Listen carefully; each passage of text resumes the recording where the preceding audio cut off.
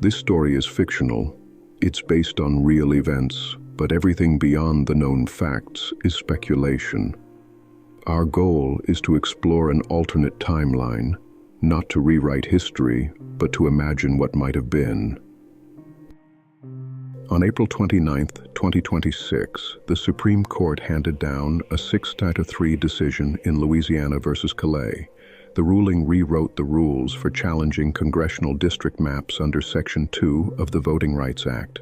Under the old standard, the one that had stood for decades, a plaintiff only needed to show that a map produced a discriminatory effect. Minority voters being systematically diluted out of political power was enough. The new standard required something far harder to prove: intentional discrimination. Plaintiffs would now need to get inside the minds of legislators, prove motive, and overcome layers of plausible legal cover. Civil rights attorneys called it a near impossible bar. Within hours, Florida's Republican-controlled House scheduled an emergency redistricting session. The legal community understood immediately what the ruling meant. Somewhere between 15 and 19 congressional districts across the South, districts specifically drawn to give black voters a meaningful voice, were now exposed to redraw. These weren't abstract legal categories. They were seats held by sitting members of Congress, real representatives with real constituents. The ruling had just made those seats available for the taking, but what if every Republican-controlled southern state moved at once? Within 72 hours of the ruling, legislative sessions were called in Florida, Georgia, Alabama, Mississippi, Louisiana, South Carolina, North Carolina, and Texas. The strategy was coordinated.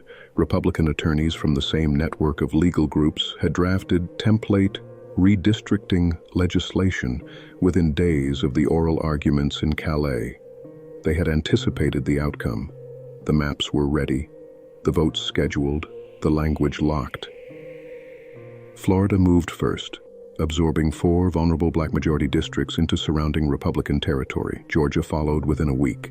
By the end of May, new maps had passed in 6 states. 18 black Democratic members of Congress found themselves without a viable district to run in before the 2026 midterm filing deadlines. Some attempted to run in newly reconfigured districts where their voter base had been split across 3 or 4 different maps. None won. The House of Representatives, when it convened in January 2027, contained no black Democrats from the states of the old Confederacy.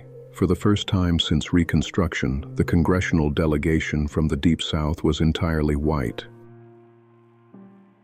The response in the streets was immediate and enormous. Protests erupted in Atlanta, Jackson, Birmingham, Houston, and Raleigh within days of the new maps passing. The demonstrations were peaceful at first, the largest civil rights mobilizations in decades. Organizers pointed to the history directly. They said the words out loud: second disenfranchisement. The federal government did not intervene. The Justice Department, under the new legal standard, had no tool to use. Every map had been crafted specifically to avoid leaving a paper trail of discriminatory intent. The architects of the plan had learned from history and left no written record. State legislatures read the national paralysis as permission.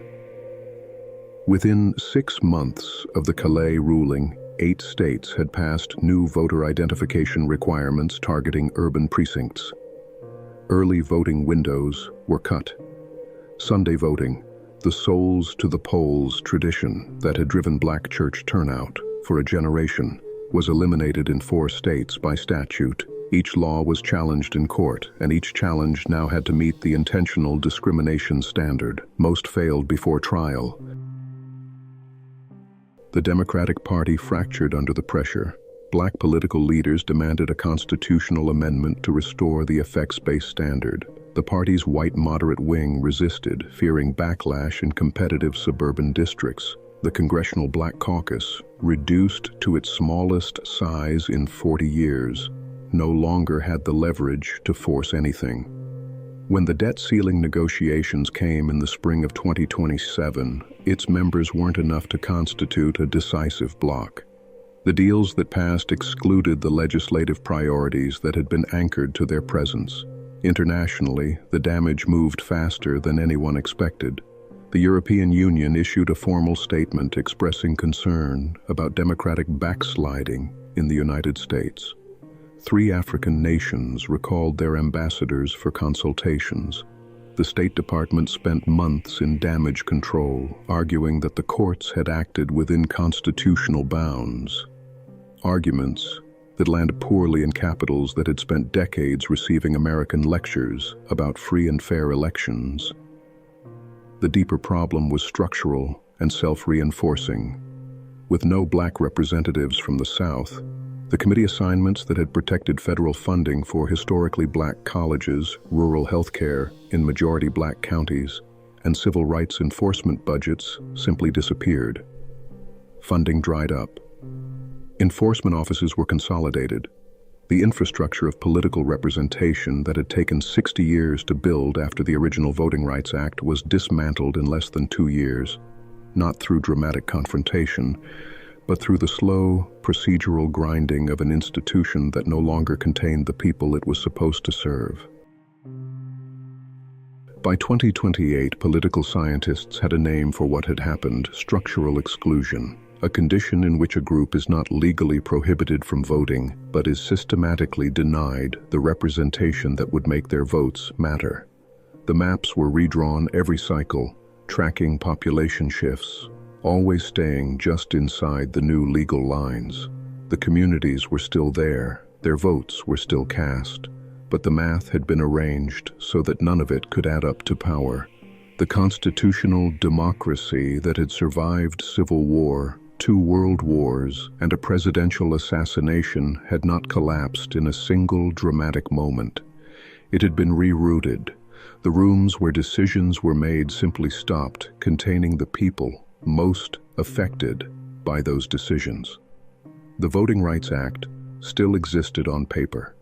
Section 2 still had language, but language without enforcement is a monument, not a law, and monuments don't vote. In this world, history went one way, but here, we ask what could have happened. If you want more alternate timelines and government what-ifs, subscribe, comment your theory, and stay tuned. This is State of What If.